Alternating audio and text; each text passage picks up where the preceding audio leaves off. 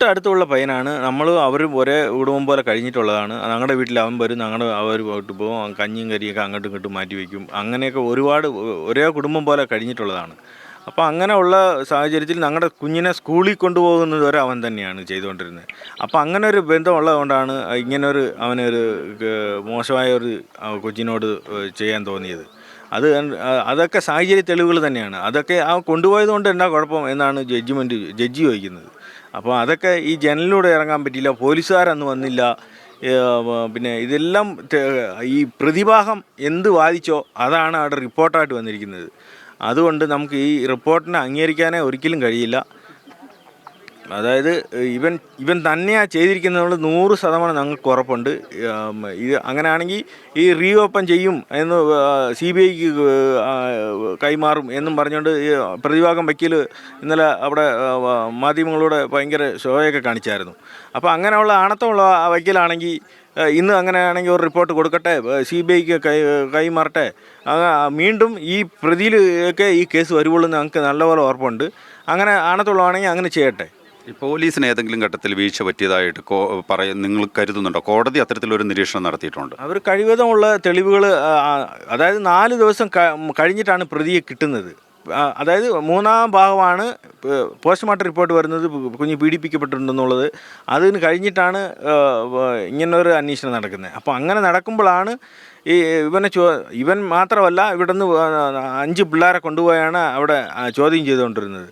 അപ്പോൾ അതിൽ ഇവൻ സംശയിക്കാൻ കാരണം ഇവൻ്റെ പെരിയമ്മ തന്നെയാണ് ഇതിൻ്റെ അകത്ത് പറഞ്ഞിരിക്കുന്നത്. കുഞ്ഞിനെ മടിയിലിരുത്തി മൊബൈൽ കളിച്ചുകൊണ്ടിരിക്കുന്നത് ഞാൻ ജോലിക്ക് പോകുമ്പോൾ ഉച്ചയ്ക്ക് കണ്ടെന്നുള്ളത്.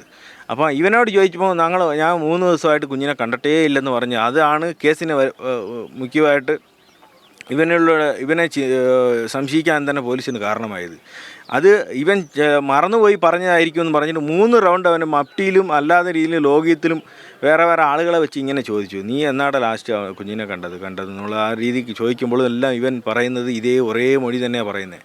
അപ്പം ഇവൻ വന്ന് ഇവരോട് വീണ്ടും ഇവർ ചോദിക്കുമ്പോൾ കുഞ്ഞിനെ ഇങ്ങനെ പോകുമ്പോൾ കണ്ടെന്നുള്ളത് വീണ്ടും പറഞ്ഞപ്പോഴത്തേന് ഇവനത് ഈ പോലീസുകാർ വന്ന് ഓരോരുത്തരോട് ഇങ്ങനെ ചോദ്യം ചെയ്യുമ്പോഴെല്ലാം ഇവൻ ഇങ്ങനെ വന്ന് പമ്മി നിന്ന് കേൾക്കുന്നുണ്ടായിരുന്നു.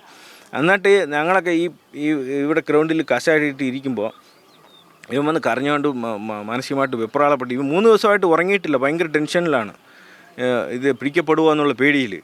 എന്നിട്ട് ഇവൻ വന്ന് പെരിയമ്മ ഞാൻ കർശിയ ഉച്ചയ്ക്ക് വച്ചിരുന്നത് കണ്ട് എന്ന് പറഞ്ഞു പോലീസിനോട്, അതുകൊണ്ട് ഞാൻ പിടിക്കപ്പെടുമോയെന്ന് എനിക്ക് പേടിയുണ്ട് എന്നും പറഞ്ഞുകൊണ്ട് അവിടെ വന്ന് കരയുന്നുണ്ടായിരുന്നു. അപ്പോൾ ഞങ്ങളുടെ ആൾക്കാർ പറഞ്ഞു, നീ ചെയ്തില്ലെങ്കിൽ നീ എന്തിനാണ് പേടിക്കുന്നത് കരയുന്നത് എന്നും പറഞ്ഞ് അവൻ വിരട്ടിക്കൊണ്ടിപ്പോൾ അവൻ്റെ അപ്പൻ തോളത്ത് കൈയിട്ടുകൊണ്ട് വീട്ടിലേക്ക് വിളിച്ചുകൊണ്ട് പോയി. എന്നിട്ട് ഈ പിള്ളേരുടെ കൂട്ടത്തിലാണ് 3 ദിവസമായിട്ട് ഇവിടെ കിടന്നത്, ഈ മുറിയിലാണ് കിടക്കുന്നത്. അന്നേരം ഇവിടെ എല്ലാം മാധ്യമ പ്രവർത്തകരുണ്ട്, അല്ലാതെ പോലീസുകാരുണ്ട്, ഒത്തിരി പേരുണ്ട്. അപ്പോൾ ഇവന് അവരുടെ വീട്ടിൽ ഒറ്റയ്ക്ക് കിടക്കാൻ പറ്റത്തില്ലെന്ന് പറഞ്ഞ് അവരുടെ അമ്മയും അച്ഛനും ഒക്കെ കൊണ്ടുവന്ന് ഈ മുറിയിൽ കൊണ്ട് കിടത്തുന്നു. അപ്പോൾ കിടത്തുമ്പോഴത്തേന് ഇവർ രാത്രി മൊത്തം ഈ പിള്ളേരുടെ ഇടയ്ക്ക് ഇരുന്ന് ഇവന് ഉറങ്ങുന്നില്ല, ഉറക്കമില്ലാതെ ഈ ഫോണ് കുത്തിക്കൊണ്ട് ഇങ്ങനെ തന്നെ ഇരിക്കുക എന്നാണ് ഈ പിള്ളേരെല്ലാം പറയുന്നത്. അപ്പം അത് തന്നെ അതൊക്കെ ഞങ്ങൾക്ക് അതെല്ലാം അത് മാത്രമല്ല, ഇത്രയും പോലീസ് വരുന്നുണ്ട്, അതുകൊണ്ട് ഇവനെ ഇവിടെ ഒരു തെളിവും കിട്ടാൻ പോകുന്നില്ല, അവിടെ ഒരു തെളിവില്ല എന്നുള്ള രീതിക്ക് വേറൊരു പയ്യനോട് അവൻ പറഞ്ഞിരിക്കുന്നു, ഇവൻ്റെ കൂട്ടുകാരനാണ് അവൻ പറഞ്ഞിരിക്കുന്നു. അതെല്ലാം മൊഴിക്കകത്ത് ഞങ്ങൾ റിപ്പോർട്ട് സാക്ഷിയായിട്ട് കൊണ്ടുവന്നിട്ടുള്ളതാണ്.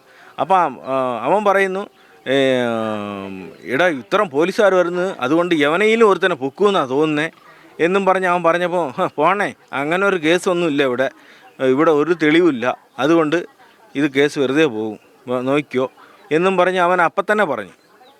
അപ്പോൾ അവന് ഇതിനകത്ത് കേസുകൾ പഠിക്കുന്നുണ്ട്, ഇതിനകത്ത് തെളിവുകൾ നശിപ്പിക്കുന്നുണ്ടെന്നുള്ളതാണ്. അന്ന് തന്നെ ഇവൻ കുഞ്ഞിനെ ഇത്തരം കാര്യങ്ങൾ ചെയ്തിട്ട് ജനലിലൂടെ ഇറങ്ങിപ്പോയി ആശുപത്രി പോയിട്ട് പോസ്റ്റ്മോർട്ടം ചെയ്യും എന്നറിഞ്ഞ ഉടനെ ഇവൻ ഓടി വന്ന് ആരും ഇല്ലാത്ത സമയം നോക്കി പോലീസ് വരുന്നതിന് മുമ്പ് ഇവൻ വന്ന് ആ ജനൽ കുറ്റിയിട്ടിട്ടുണ്ട്.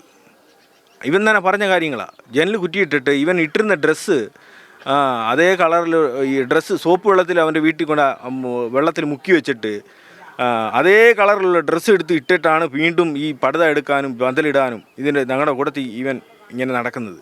ഇതെല്ലാം ഇവൻ പറഞ്ഞ ശേഷമാണ് നമ്മൾ അറിയുന്നത്. അപ്പം ഇതൊക്കെ സത്യമല്ലേ? ഇതൊക്കെ കോടതി ഈ ജഡ്ജി കേൾക്കുന്നുണ്ടെങ്കിൽ ഇതൊക്കെ മനസ്സിലാക്കണ്ടേ? ഇങ്ങനെയൊക്കെ നടന്നിട്ടുള്ളത്, ഇവനാ ചെയ്തുള്ളത്, ഇതൊക്കെ തെളിവുകളല്ലേ?